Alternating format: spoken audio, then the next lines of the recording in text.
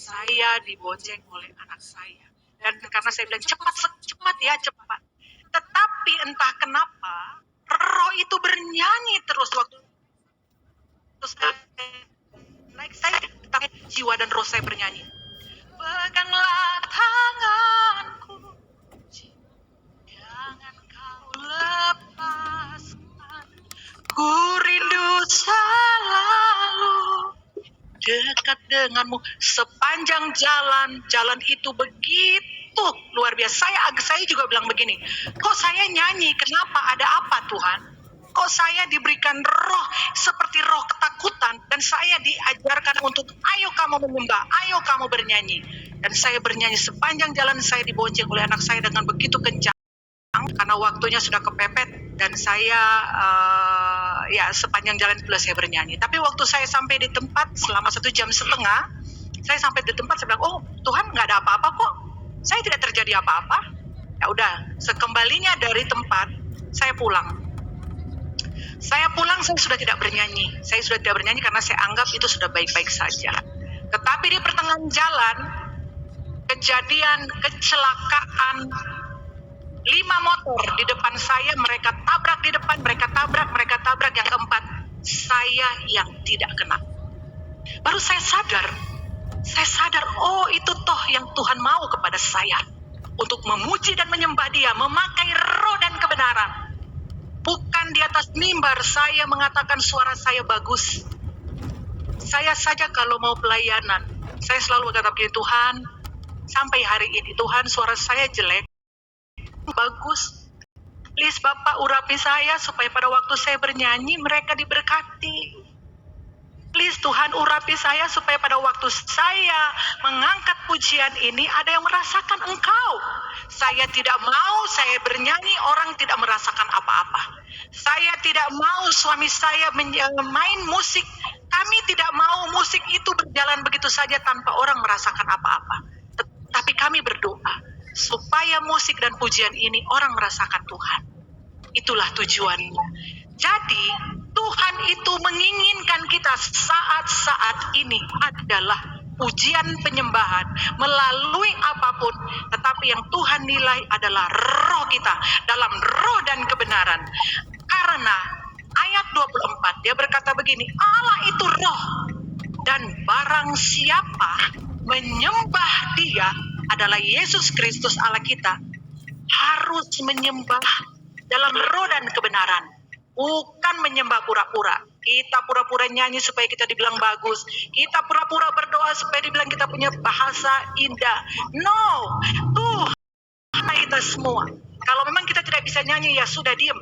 Saya kadang-kadang kalau sudah tidak bisa bernyanyi, saya cuma haleluya, haleluya, haleluya, Tuhan haleluya, Tuhan haleluya. Saya nggak tahu, Tuhan saya nggak tahu apa yang terjadi kepada saya. Kok saya sedih sekali ya Tuhan.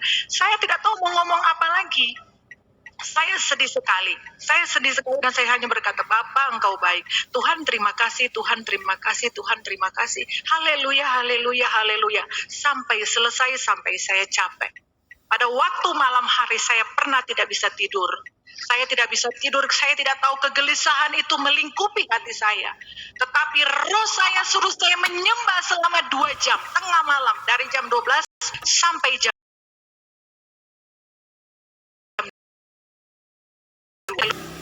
saya bilang, Bapak, saya sudah capek. Cukup dong ya, saya tidur ya. Saya cukup menyanyi buat Engkau, saya tidur sekarang. Dan saat itu juga, saya dibikin tidur nyenyak oleh Tuhan. Kita melakukan hal yang luar biasa buat Tuhan. Jangan dipandang orang bahwa kita hebat dan bagus. Kita, itulah yang dikatakan, mengambil yang bukan milik kita.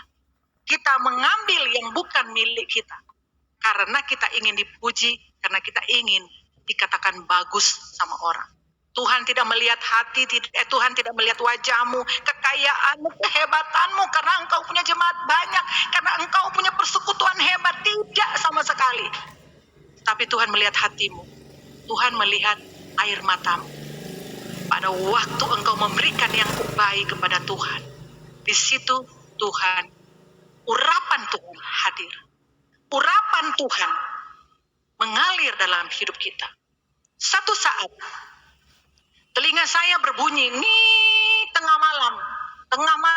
tengah malam. Kebanyakan saya mendapatkan tengah malam. Telinga saya bunyi ngik, saya bilang gini, apa ya ini bunyi ya Tuhan? Saya berdoa, saya bilang Tuhan maunya apa? Ya saya kupingnya, terus saya ketok-ketok dalam nama Tuhan Yesus. Dia bunyi di sebelah. Terus saya bilang ini AC, nggak mungkin AC. Kok bunyi lagi di sebelah? Akhirnya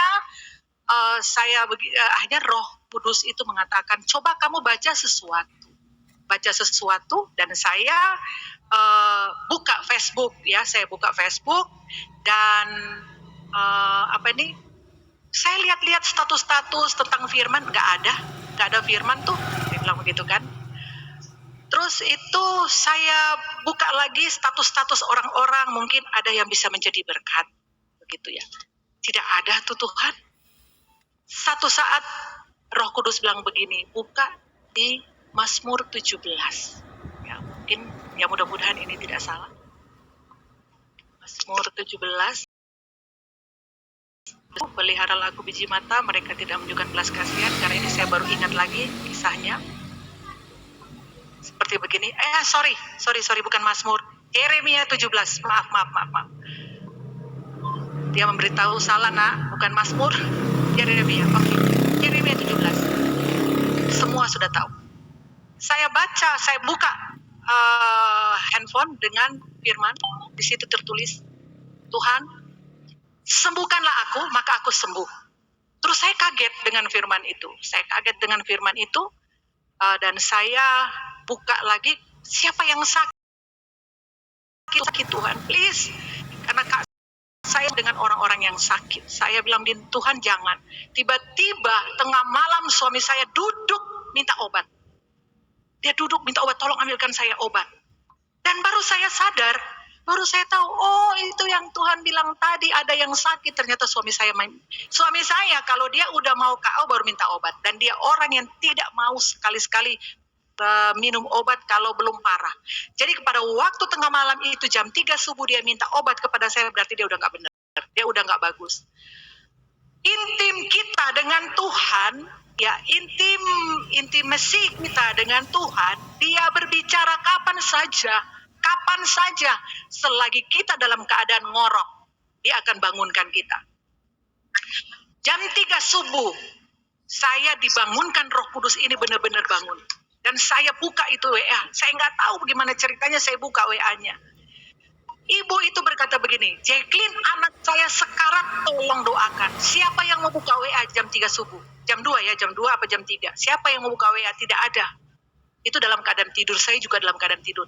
Tolong anak saya sekarang sekarat, perutnya kram. Saya bangunkan suami. Bangun tahu, dia ambil gitar dan kami menyanyi, dan yang punya anak sakit agak kaget karena kita nyanyi tengah-tengah malam, nyanyi subuh-subuh. Kami nyanyi memuji Tuhan, menyembah Tuhan. Dan dia bilang anaknya itu 2 hari sudah tidak bisa tidur karena kram perut. Habis selesai nyanyi, kami selesai berdoa. Besok paginya dia bilang begini, Jacqueline, selesai kamu berdoa, anak saya bisa tidur. Dan sekarang bangun jam 9. Sampai hari ini saya sudah tidak mendengar. Dan dia hanya mengatakan bahwa Tuhan baik. Saya selalu kontrol bagaimana anakmu. Dia bilang sudah sembuh, puji Tuhan. Dan itulah kita, kalau kita mau menyembah Tuhan, bukan hanya sekedar dengan pujian. Ini roh kita mengatakan, Bapa engkau baik. Hidupku adalah penyembahan. Kau ciptakanku dalam kemuliaan-Mu. Ku tahu hidupku berharga di mata-Mu. Segenap hidupku pasrah. Demikianlah firman Tuhan pada siang hari ini, dan saya percaya dari kesaksian